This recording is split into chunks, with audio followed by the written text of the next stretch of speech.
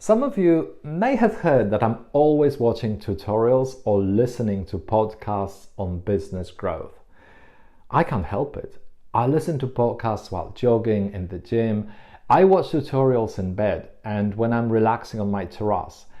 Must be some kind of addiction. Last night, when I was falling asleep, around midnight, I almost felt sorry that I hadn't finished that gripping presentation by Chris, the founder of the FUTUR company.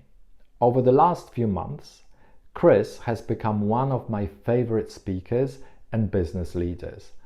I love his authenticity, sense of humor, his business experience and how he shares it.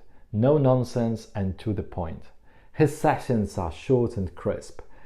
I have watched and listened hundreds of his podcasts, and sometimes I think, gosh, why haven't I come up with that great idea? Have you ever felt that? If you are a creative, you see that amazing logo and feel jealous that someone else has created it, not you. There are few things I envy people, but one of them is how they share their expertise. I'm working on it, and I hope you find my content not just interesting, but also useful. The presentation I started watching last night is called Selling Without Being Salesy, the kind way to sell. So much has been said and written about sales, closing, generating and nurturing leads, which makes it hard to come across something new or fresh, something that would make us pause, or something that would make us actually look forward to having sales conversations. I was intrigued by the title, Selling Without Being Salesy, and I started watching the presentation just before falling asleep. And I was fascinated. I continued listening to it this morning when I was doing my 5K run by the sea. And then I watched it again in the afternoon. This time I took 4 pages of notes, which I'll summarize for you in this video, along with some reflections or aha moments that I had. The common picture of the salesperson is an extrovert who is great at presenting, someone who talks a lot and who has thought about all the possible objections a potential client might have well before the actual call begins. So many of us intuitively don't like selling because we don't want to be perceived as manipulative, aggressive, or pushy. Chris suggests a different approach, which he calls healthier. He compares the sales process to the change management process. The starting point is that someone wants something but can't get it. There is something in their way, something that prevents them from getting what they want. Think about your clients here. A woman in her 50s who wants to get back in shape, has tried various diets but still isn't getting the body she's dreaming about.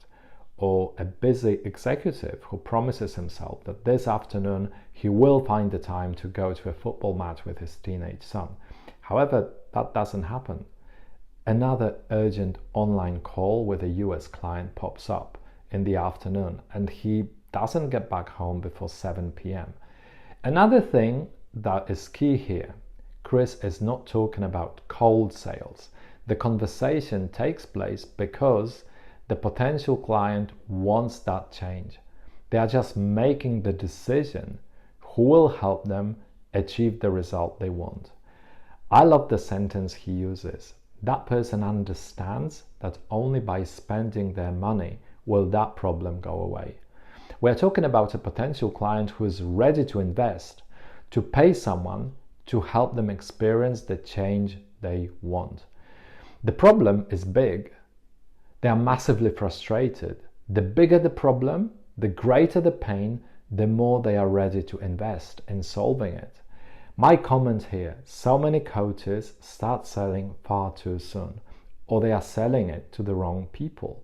The people who are not ready to invest in our support, either because they just don't have the money or because the problem is not that important to them. Such conversations are bound to fail. That's why it is critical to understand and apply the client decision-making cycle in which each stage has its purpose. The old IDA model comes in handy here. In a nutshell, before your potential client reaches out to you, they need to know you exist and they need to trust you as the best expert who can help them get what they want or change something they hate, eliminate the pain, finally get that body of their dreams, or stop feeling guilty about not being able to prioritize in life and set boundaries. That's why before you have your first sales conversation, make sure you put the right solution in front of the right client through your marketing. When I work with my clients, coaches and workshop facilitators, we follow the system that has 3 main stages.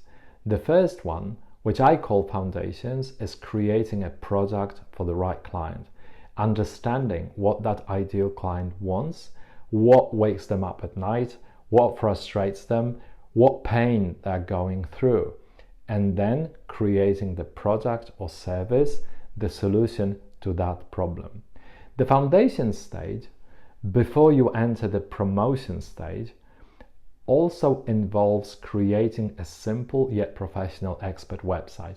Only then should you start creating and publishing content and rolling out your pull marketing, which is all about helping people for free, sharing all you know well before they are ready to reach out to you and have a conversation, a chemistry session or an intake session, whatever you call it.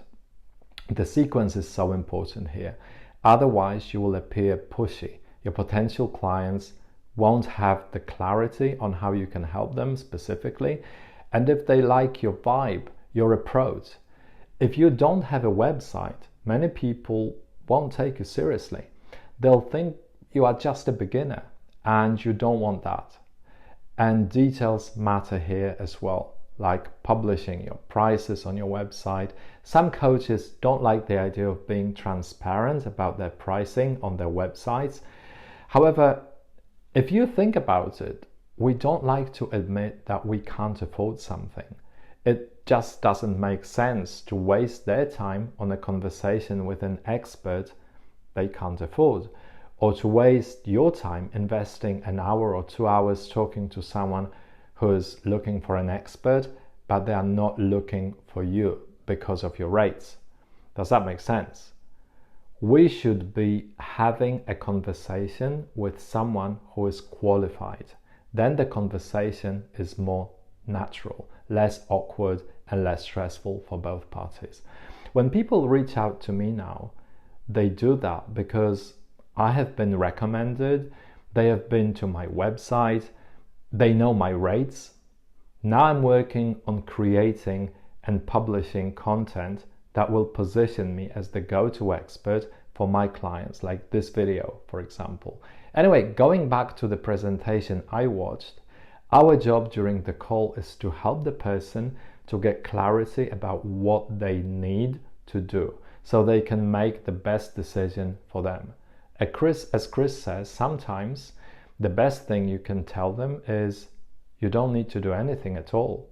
He uses the acronym that I believe is the best summary of what is going on here. The acronym is S.A.L.E.S. S.A.L.E.S. Serve, ask rather than give advice, listen, empathize, summarize. Can you see the coaching approach here? The sales process, just like the pure coaching process, is focused on the client.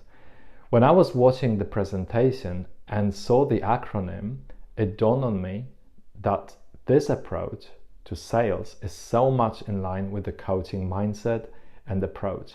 Just think about it. We coaches serve our clients. We help them get clarity about what they want or need, set goals, plan actions that move them forward. We offer support and challenge. We adjust to the client's working and thinking styles. In the world of pure coaching, it is best to refrain from giving any advice.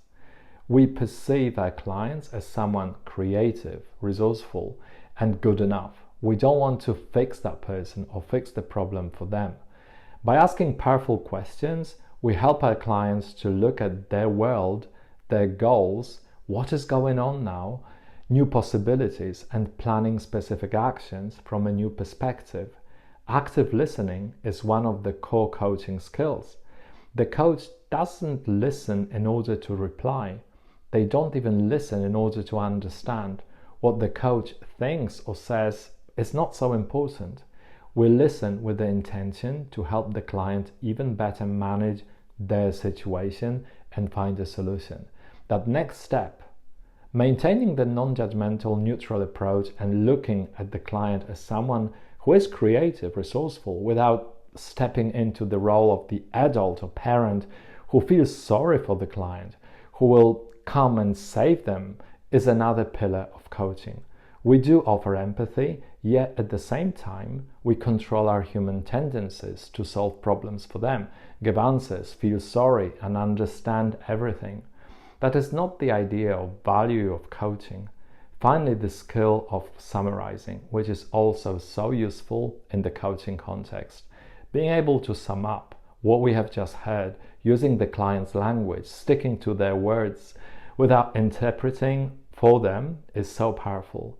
We can either summarize the key points for the client and add the closed question like, didn't I miss anything? Which is also an opportunity for the client to reflect a little, to validate what they have just heard. Another way is asking the client to summarize what they have been saying instead of doing it for them. I use that technique a lot. It is very simple. Could you just tell me in 1-2 sentences what is key for you here? Can you see how natural it should be for you, a qualified coach, to have a sales conversation that uses this approach, the coaching mindset? You have the skills. You have learned and practiced asking powerful questions, giving the client space, active listening, managing the human tendencies and your emotions in the session. You know how to summarize. That's it. You may say, it is all very interesting, Piotr. It may work very well for you because you have people wanting to become your clients.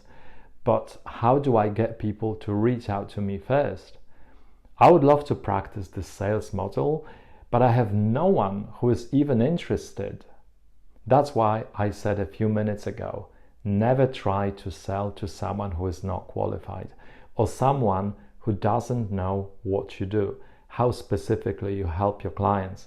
That's what you need your marketing for, to attract the right clients, the clients who need your help, and repel people who might need your help but are not the right clients for you. Why may they not be the right clients for you? Because they are not truly motivated, because they know better, because they are not focused on solutions, because they are not ready to move forward for other reasons. For example, they are suffering from a depression or personality disorder and they need a different form of help, or because they just can't afford you. There may be other coaches, other experts who will be more than happy to take on that client, but they are not the clients for you. Does that make sense? Remember the sequence. Make sure you are clear what problem you solve for whom. At the beginning, one problem for one type of client, one program. Have your offer. Know your ideal client and position yourself as the go-to expert for that one client through your content. Many new coaches focus on catching that first client as soon as they can. They invest in programs like get 5 clients in 1 week. But from my experience, it doesn't work like that at all. That's why I strongly recommend taking a longer runway, not quitting your job the moment you get your coaching diploma. You need to do quite a bit before people start reaching out to you. They need to know you.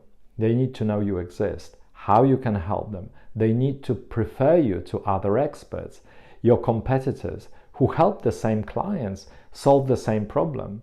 You need to become their front of mind through your content, your authenticity, your consistency. Once they are ready to move forward, when they get serious, they'll reach out to you because of your vibe and the value they get from your content, your free videos, your lives, They are ready to invest and they want the best expert for them, not the cheapest one. They will have been on your website, so they know your pricing. I hope you have got value from this video. If you have, hit the subscribe and notify buttons so that you don't miss the upcoming videos that I create with one goal in mind: to help you grow a great small coaching business.